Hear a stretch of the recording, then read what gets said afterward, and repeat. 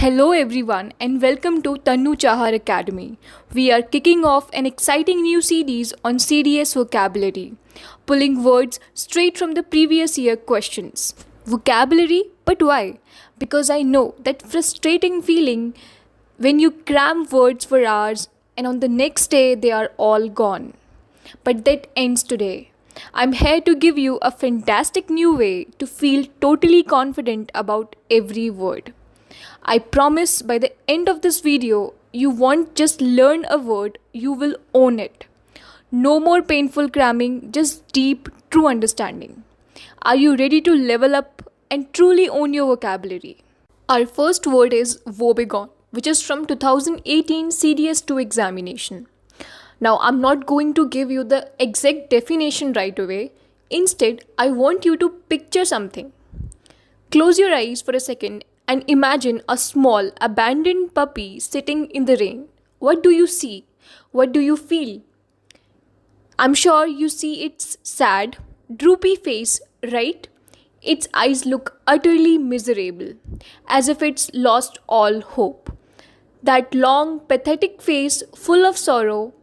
Yes, friends, that is the woebegone face. So a person or a thing that is woebegone is intensely sad, or think it as a much more descriptive and powerful way to say the word sad. This word is an adjective. This means we use it to describe a noun. Let's put it into the action with some common pairings, also known as collocations. For example, on your screen you can see woebegone expression. He had a woebegone expression after his team lost the match. So this is a sentence where you can use it. Woebegone puppy or a woebegone figure. The woebegone puppy whimpered and looked at me with the big sad eyes. So this is another sentence, and the third phrase or the third collocation is woebegone face. She had a woebegone face all through the party even though everyone was laughing. So you can see how we are not just learning the word but also learning exactly how to use it.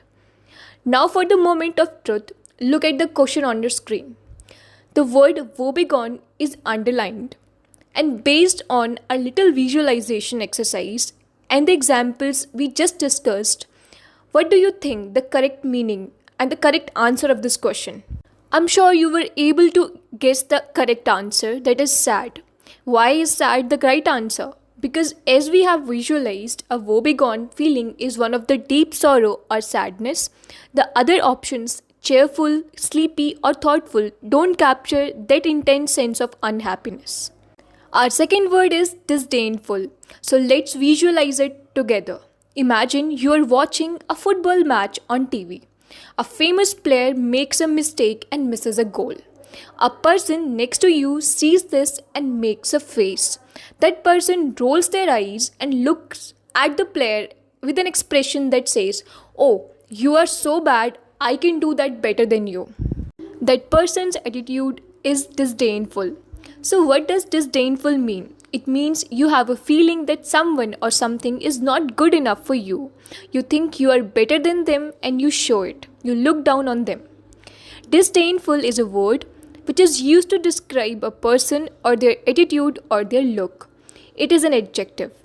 Let's see some examples of how we can use this word. These are the collocations. Disdainful attitude. The senior student had a disdainful attitude towards the new student. So this means he thought he was better than them. Disdainful look. Our second collocation. She gave a disdainful look to the old broken cycle. This means she thought the bicycle was not good for her. The third collocation is disdainful smile. He gave a disdainful smile when his friend said something silly. This means he smiled in a way that showed he thought his friend's idea was stupid. And there you have it. Mastering another word without any boring memorization technique, and I'm sure that you will never forget the meaning of word disdainful. Now for a test, take a look at the question on your screen. It asks for the meaning of word disdainful as used in the sentence. Based on our visualization and examples, which options do you think is the best fit?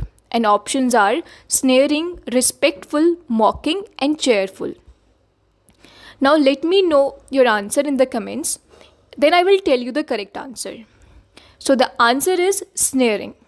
Now why? Sneering is the right answer.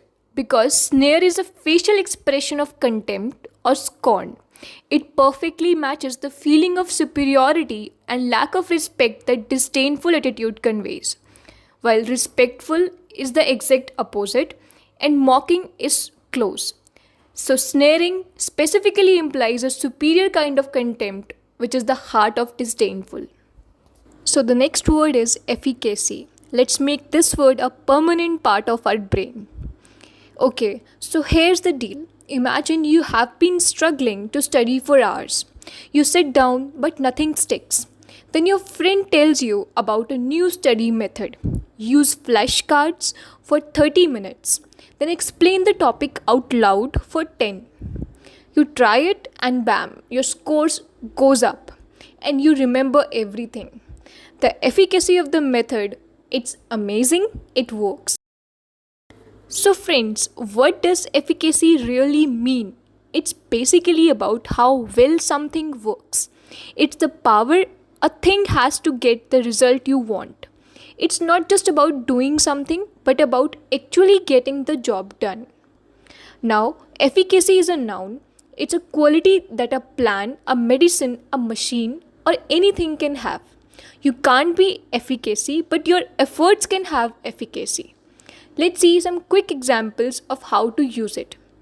We need to check the efficacy of a new project to see if it's even working. So here I have used efficacy in between the sentence.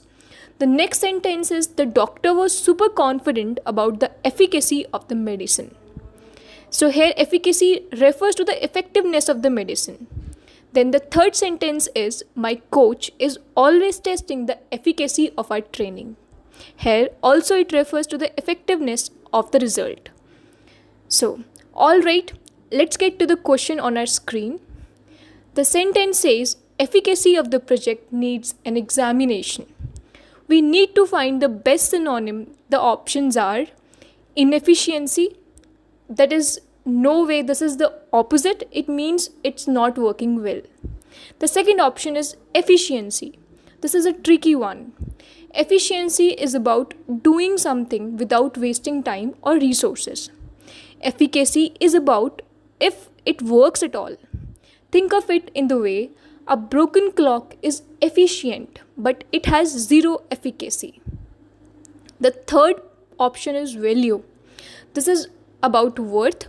A project can be valuable to a community, but if it doesn't achieve its goal, it has no efficacy. Our fourth option is effectiveness. This is the perfect match. Effectiveness is all about getting the result you want.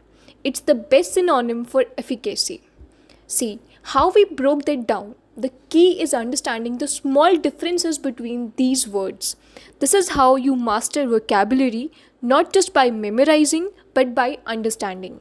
So if you want to keep leveling up your language game, hit that subscribe button and ring the bell so you don't miss our next video. Join the crew.